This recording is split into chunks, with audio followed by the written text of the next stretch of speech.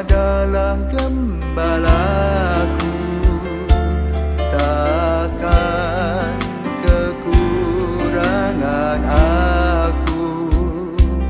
Ia membaringkan aku di padang berumput hijau. Saudara-saudari yang terkasih di dalam Kristus, selamat pagi. Salam jumpa lagi dalam Sabda Siap Saji, Kamis 29 Februari 2024, hari biasa pekan kedua Prapaskah. Marilah kita berdoa dalam nama Bapa dan Putra dan Roh Kudus. Amin. Allah Bapa penguasa alam semesta, Engkau menghendaki dirimu menjadi harta kekayaan bagi siapapun yang percaya kepadamu. Semoga iman kepercayaan kami berkembang dengan suburnya dan mempersatukan serta merukunkan umat manusia dengan pengantaran Tuhan kami Yesus Kristus, Putramu yang hidup dan berkuasa bersama Dikau dalam persatuan Roh Kudus Allah sepanjang segala masa. Amin. Tuhan bersamamu dan bersama rohmu. Inilah Injil Yesus Kristus menurut Lukas. Dimuliakanlah Tuhan. Lukas 16 ayat 19 sampai dengan 31. Sekali peristiwa Yesus berkata kepada murid-muridnya, ada seorang kaya yang selalu berpakaian jubah ungu dan kain halus, dan setiap hari ia bersukaria dalam kemewahan.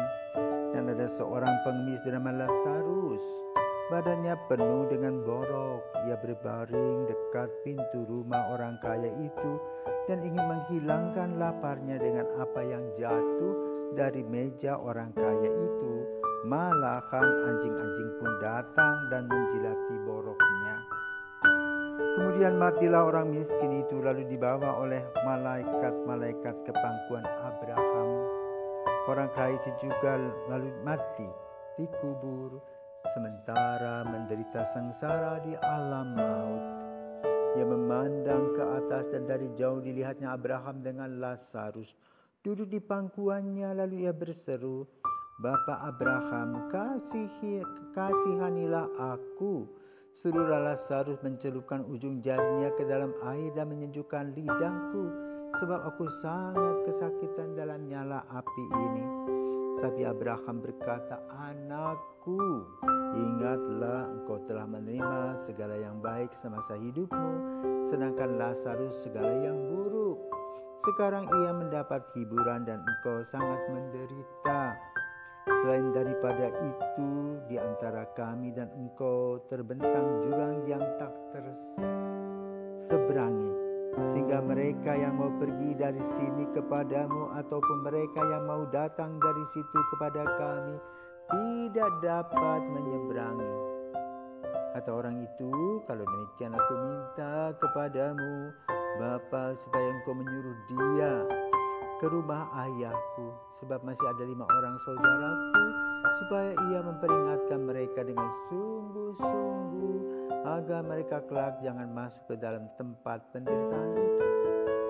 Tetapi kata Abraham, ada pada mereka kesaksian Musa dan para nabi, baiklah mereka mendengarkan kesaksian itu.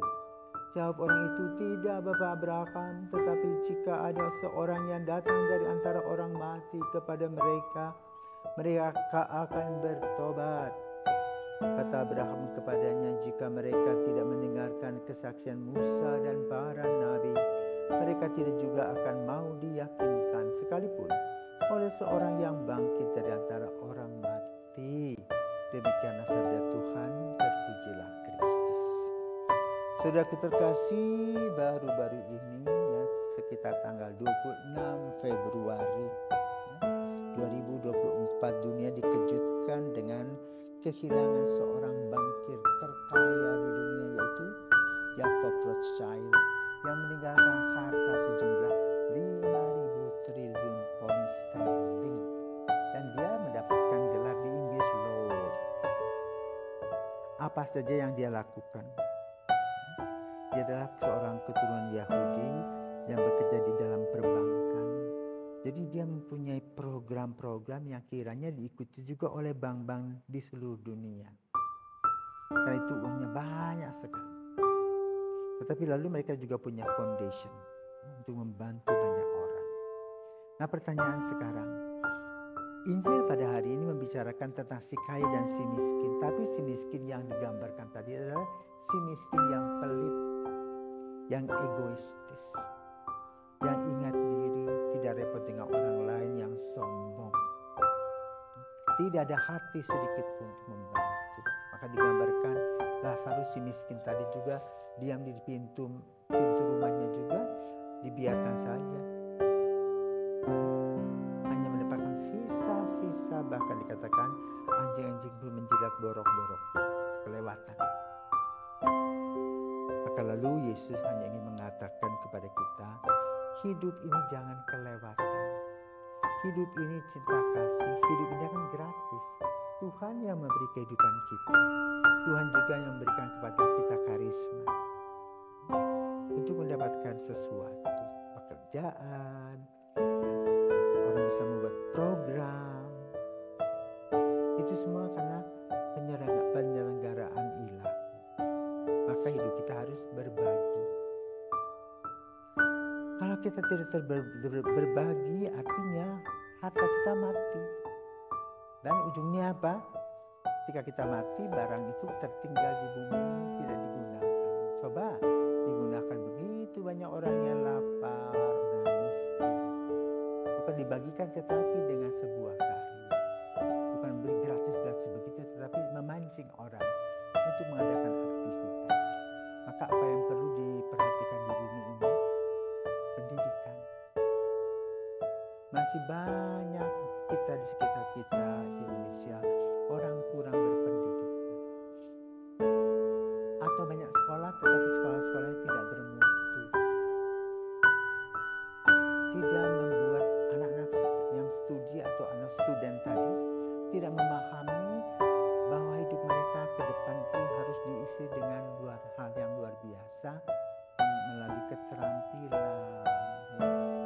Dan keterampilan dilaksanakan melalui apa? Pendampingan dari waktu ke waktu dengan nilai-nilai kehidupan, kejujuran, kedisiplinan. Tapi banyak orang tidak melakukan itu. Jadi orang pada saat sekarang ini tidak lagi melihat proses, tapi langsung jadi. Padahal kehidupan ini adalah sebuah proses. Dan proses inilah yang diperhatikan oleh Yesus. Bagaimana sebuah tunas mulai bertumbuh. Pertama bijinya membusuk, kemudian mulai tunas, ada daunnya, ada tangkainya, kemudian ada batangnya, ada bunganya, ada buahnya, terus bertumbuh dan berkembang dari waktu ke waktu. Demikian pula seseorang manusia harus mulai dari embrio itu dia tumbuh dan berkembang menjadi seorang manusia yang utuh, lengkap. Bisa berkomunikasi dengan Tuhan, bisa berkomunikasi dengan sesama, bisa mengerti orang lain, bisa juga paham dan sadar akan dirinya sendiri, sehingga hidup ini penuh dengan kegembiraan. Kenapa? Saling menghargai, saling menghormati. Karena itu Injil pada hari ini mengingatkan kita, kalau kita menggunakan kesempatan itu, kita tidak menggunakan kesempatan dengan baik, akan melahirkan kesia-siaan dan penyesalan. Seperti yang terjadi, orang kaya tadi menyesal setelah dia tidak menggunakannya. Uangnya, barangnya, hartanya ditinggalkan di bumi, tetapi dia tidak punya apa-apa karena dia tidak mengembangkan cinta kasih Allah. Padahal bertemu dengan Allah adalah saling memberi cinta kasih. Janganlah kita merasa kesepian karena kita amat ego, tapi mari kita menumbuh kembangkan kehidupan kita sebagai sosialitas, sebagai seorang sosial yang hidup dalam satu sosialitas, saling memberi dan saling mendapat, sehingga hidup kita penuh